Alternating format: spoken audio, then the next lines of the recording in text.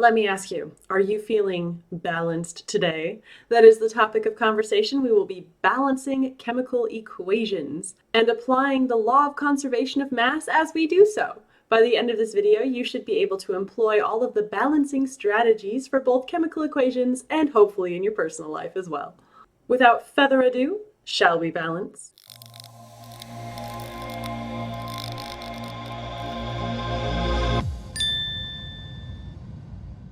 So let's balance some things. Maybe not chemical equations first, more like a fictional scenario that you may have been privy to in your real life, actually, at some point. Does this third wheel date seem balanced to you? So in this case, we have Casey and Jesse, and they're holding hands and they're going out on a date, and it's super cute. And then there's Jordan. Jordan doesn't have a date. How can we fix this? How can we make Jordan's life or date situation that much better? Hopefully you would recognize that for poor Jordan, we would need to give Jordan a date. Jordan is bringing a spine out to dinner. What? That's not good enough? You guys don't just go out to dinner with a spine of a human being? Oh, come on. That's gotta be good enough. Doesn't everybody just take a spine out to dinner? To the movie theaters?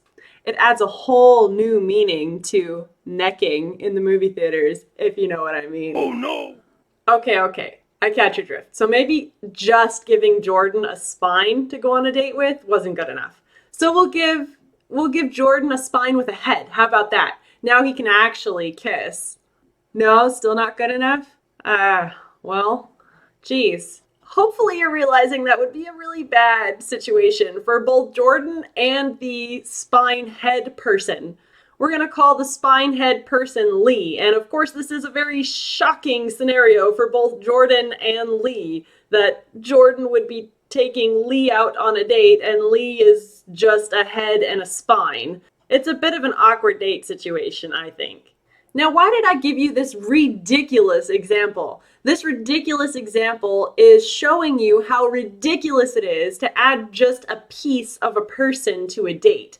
Obviously, if we're going to give Jordan a fair date and fix this whole third wheel scenario, we need to give Jordan a whole person with skin and other bones, maybe, organs and all those other things that make a person, not just a head and a spine. We can't just give Jordan a piece of a person and expect that to be a great balanced date scenario. So to balance the situation correctly, we have to add all of Lee. Organs, skin, all the other bones as well, not just the head and the spine of Lee, in order for this to work out right. Likewise, when we balance chemical equations, we can't just add a piece of a molecule. We can't just add the head and the spine of a molecule. We have to add the whole molecule.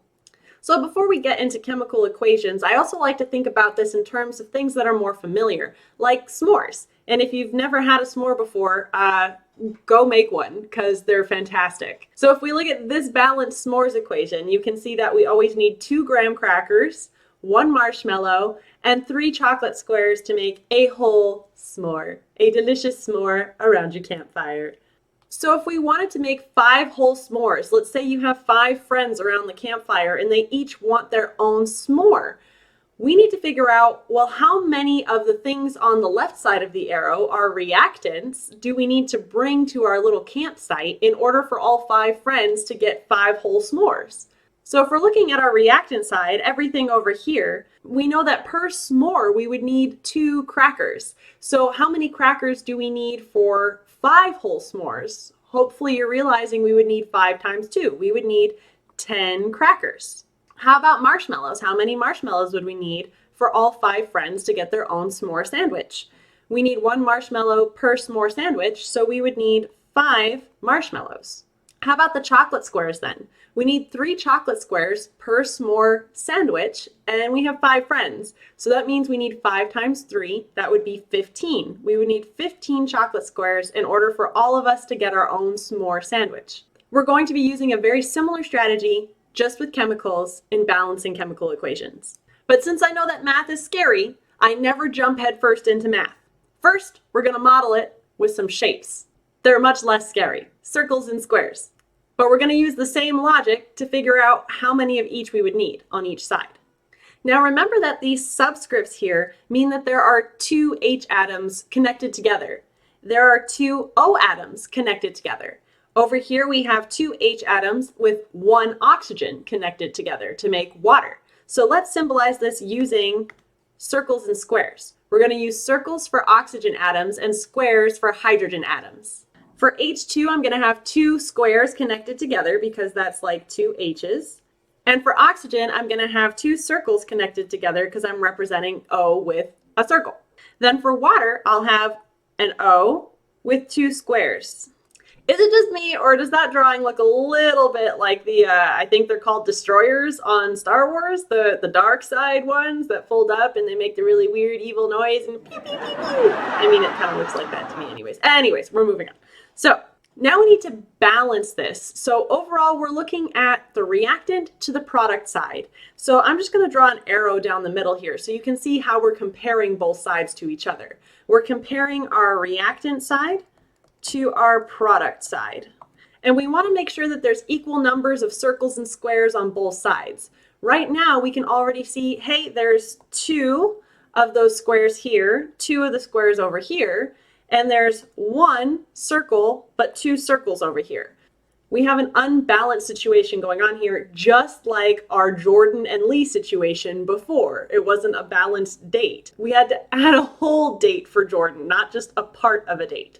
So likewise here, if we're going to try and balance this situation, we need to add a whole molecule of something.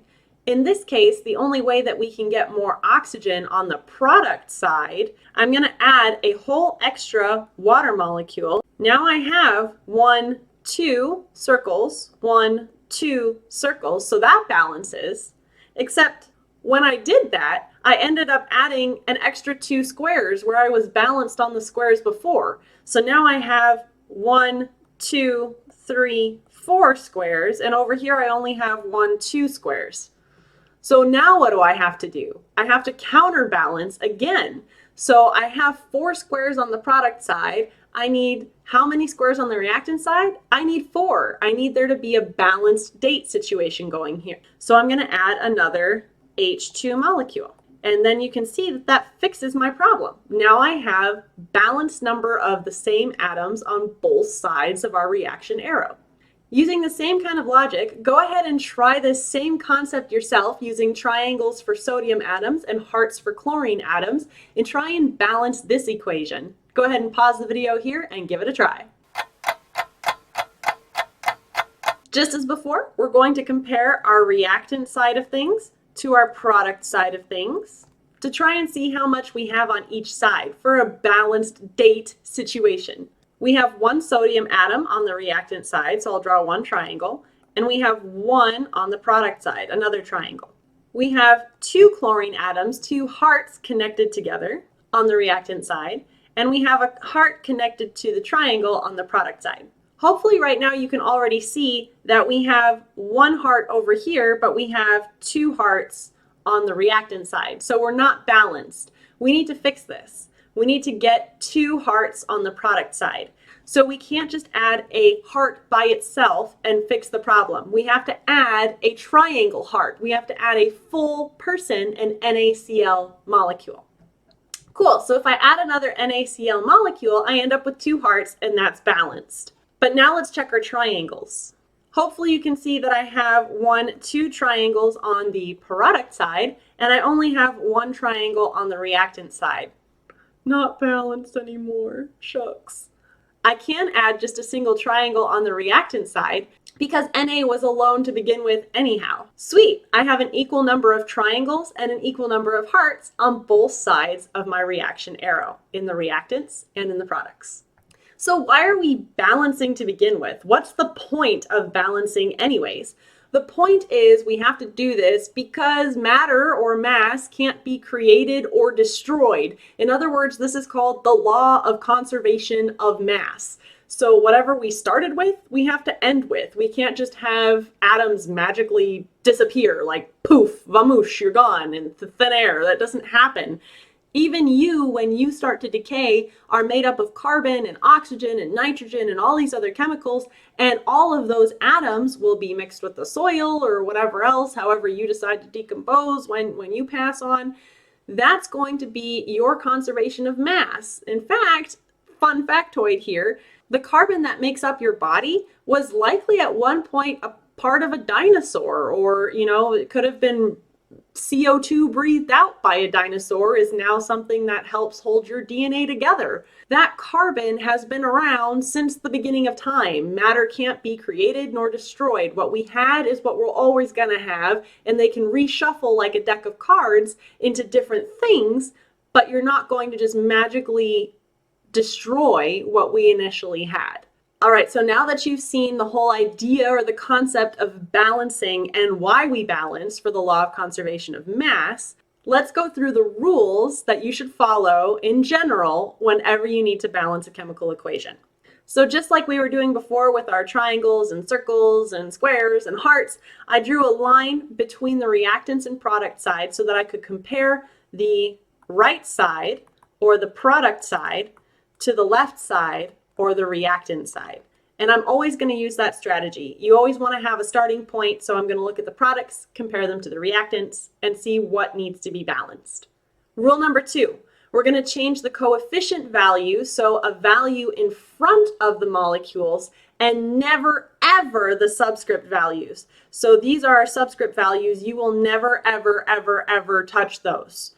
Remember, those subscript values are indicating an intramolecular bond. So that's a bond between a chlorine atom and another chlorine atom. You don't want to mess with that. You've already figured out how the electrons are being shared equally, unequally, if it was ionic, if there was a stealing of electrons. If you mess with that subscript number, you've destroyed the entire premise of the bonding within that molecule. So we're never going to touch those subscript values. We're only going to mess with numbers out front. So I leave a little space in front of my molecules. That's where we're going to be putting numbers. That's where we're going to be balancing chemical equations from, never the subscripts. And rule number 3, you're only going to manipulate one atom type at a time. Just like when we did our hearts and our circles and our squares and our triangles, I only focused on one shape at a time. I wasn't jumping back and forth between hearts and triangles and then back to hearts and then back to... I was only working on hearts until the hearts were balanced all the way, and then I moved on to the triangles to balance those. Likewise here, you're only going to focus on one atom type at a time. For example, starting on my product side, I would only focus on, say, sodium. I would only look at sodium here and then compare sodium to the reactant side. But I'm not caring about hydrogen yet, and I'm not caring about oxygen yet. I'm only going to focus on one atom type at a time until it's all the way balanced. Then I move on to the next type. Maybe you don't know the difference between coefficient and subscript number yet. Well, let's really hammer this home, because balancing will be impossible if you can't differentiate between these two words. One molecule of water, H2O. How many hydrogen atoms are in the molecule? Hopefully you see that there are 2. That subscript here is the 2 hydrogen atoms. How do you know? Again, the subscript. The subscript is what tells you how many hydrogen atoms there are, a subscript of 2. How many oxygen atoms are there? Well, there's an invisible 1 down here next to the oxygen, so we know from the subscript number that there is 1 oxygen in 1 molecule of water. However, if we put a 3 in front of H2O, so we have a coefficient value, this 3 right here, we put a 3 in front of it. Now how many hydrogen atoms are there? We have 3 water molecules, and each molecule has 2 hydrogens. That means altogether we have 6 hydrogen atoms now. How about oxygen atoms? We have 3 water molecules. Each molecule has 1 oxygen atom, so 3 times 1 gives us 3 oxygen atoms. So let's move on to using some math to show how we balance these chemical equations.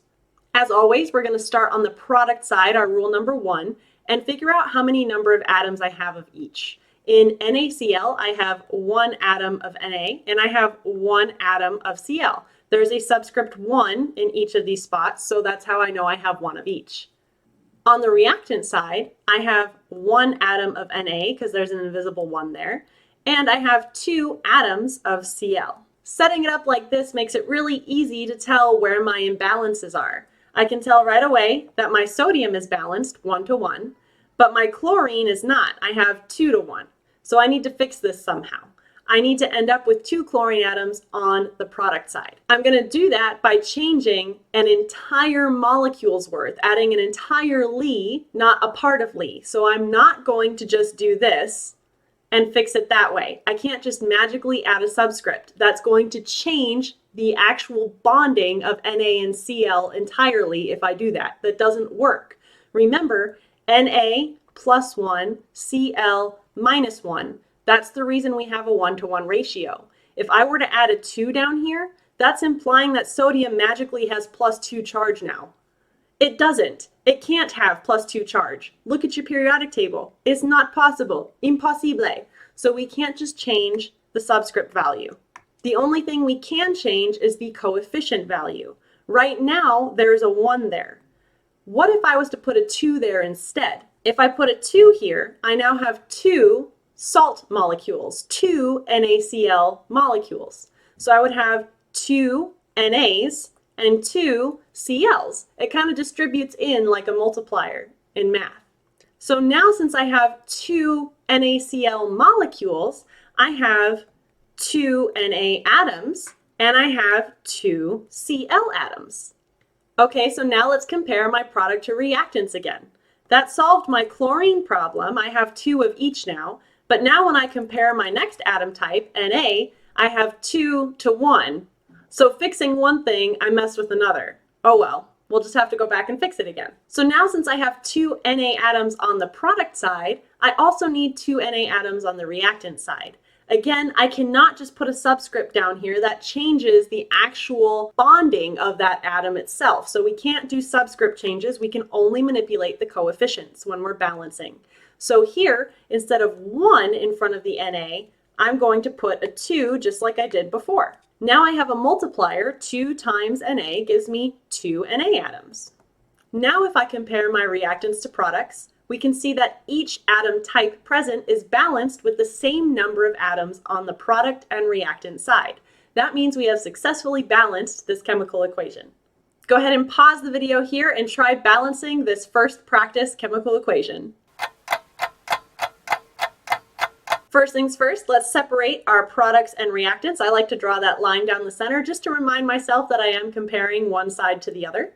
And let's see what atom types I have present. I have sulfur and I have oxygen on both sides. Now I need to write down how many atoms of each that I have present on both sides. On the product side, the right side of my arrow, I have 2 oxygen atoms. I have 1, there's an invisible 1 there, S atoms. On my reactant side, the left side of the arrow, I have 2 oxygen atoms and I have 8 sulfur atoms. When I compare my products and reactants, I see that the oxygen is currently balanced, but my sulfur is not. I need to get 8 sulfurs on my product side in order for this to be balanced. Currently, there's a 1 in the subscript of SO2. So what times 1 will give me 8? Hopefully you see that I need 8. So I would put an 8 as my coefficient here, so that 8 times 1 would give me 8 as my new value. So I no longer have 1 S atom, I have 8. But don't forget that when I add this 8 in the front, it multiplies into everything, because now I technically have 8 SO2 molecules. So it would look literally like this. So there's my 8 SO2 molecules. I have 1, 2, 3, 4, 5, 6, 7, 8 S's. How many O's do I have? I have 2 oxygens per SO2 molecule, and now I have 8 SO2 molecules. That means I have 8 times 2, or 16 oxygens on my product side. Hopefully you're seeing the pattern that when you mess with one thing, you tend to mess with everything else too. Now we ended up with 8 balancing on product to reactant side, but now our oxygens are completely off. We have 2 on the reactant side and 16 on the product side. So we need to go back and balance that now too. What times 2 is going to give me 16 now? I'm going to also need 8. So I'm going to multiply my 2 by 8 to give me 16.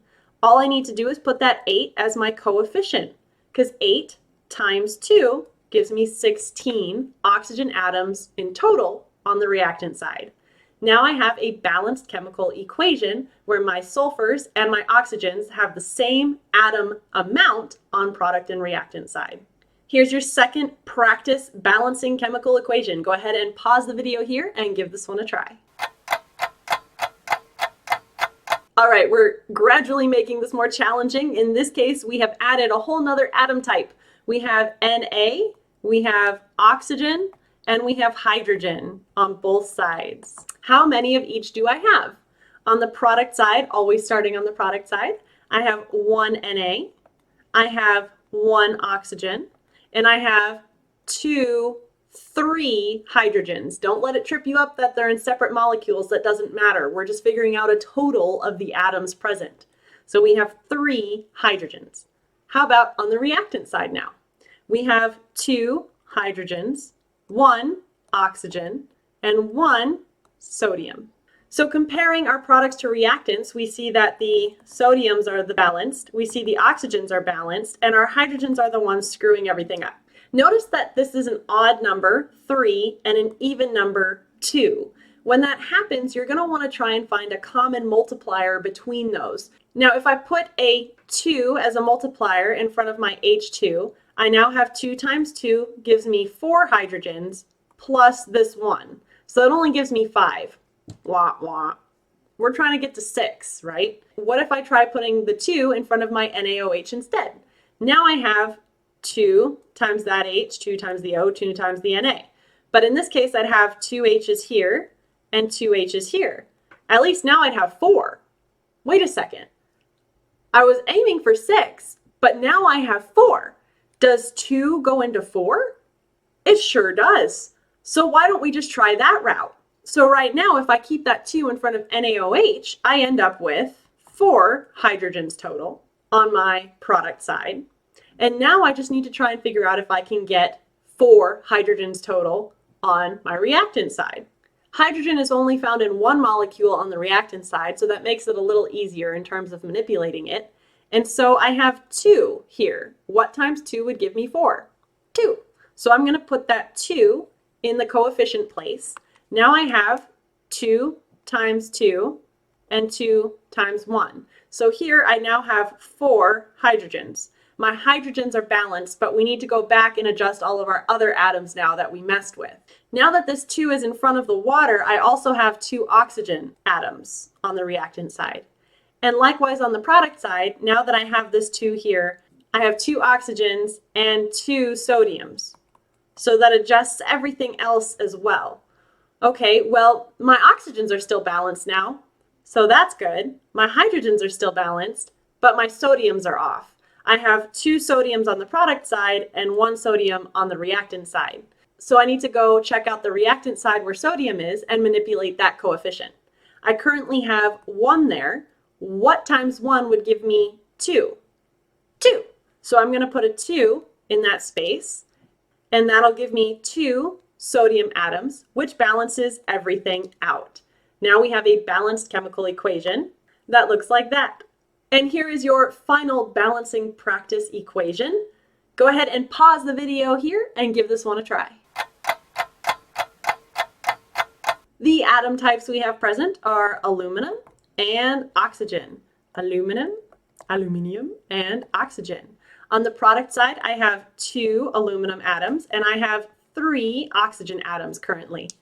On the reactant side, I have 1 aluminum atom and I have 2 oxygen atoms currently. In this equation, nothing is balanced. We have an imbalance here and we have an imbalance here. So we got to fix both of them. We're going to start on our product side as always and just pick one of the atom types to manipulate first. Since we have an odd number to an even number in balance, I'm going to pick on oxygen first. That's always easiest to start with those if there happens to be an odd and even number in balance. So let's try and think, what value do both of those go into? Well, just like we saw before, 3 and 2 both go into 6. So let's try and make oxygen 6. What times 3 gives me 6? That would be 2. So I'm going to put that 2 as my coefficient value. Now remember that once that happens, I not only have 2 times the oxygen, but I also have 2 times the aluminum. It distributes in like a multiplier. So 2 times 2 that I have present would give me 4 aluminium atoms now. Back to the oxygen. We now need 6 oxygen atoms on the reactant side. So what times 2 gives me 6?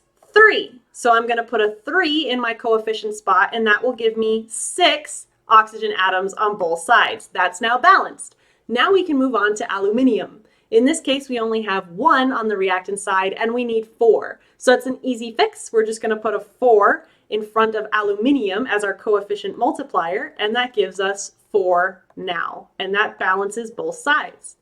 Here's just a little tidbit to keep in mind when you're balancing chemical equations. It takes a lot of practice and it takes a lot of trial and error. So don't get discouraged, just keep trying. Think of it like a puzzle. When you change those coefficient multipliers, just think, okay, if that number didn't work, try the next multiplier. If 2 didn't work, try 3. If 3 didn't work, try 4. Just keep multiplying until all of the atoms end up balancing out. So just like Dory, just keep swimming, just keep swimming, just keep swimming, trying. What do you do? Try. Make sure you understand the overall gist of this lesson by testing yourself here. Go ahead and figure out which of these chemical equations, A, B, C, D, is unbalanced, and then determine whether or not the following reaction between vinegar and baking soda is balanced as it stands. As an extra challenge, if it's not balanced, try and balance it. That's all for today, ducklings. Give me a quacks up if this was helpful for you. Make sure that you comment your answers below and subscribe to my channel if you haven't already, which will help boost the YouTube algorithm so that other students that would find this useful can find it easier as well. Thank you. See you later. No ducks, no glory.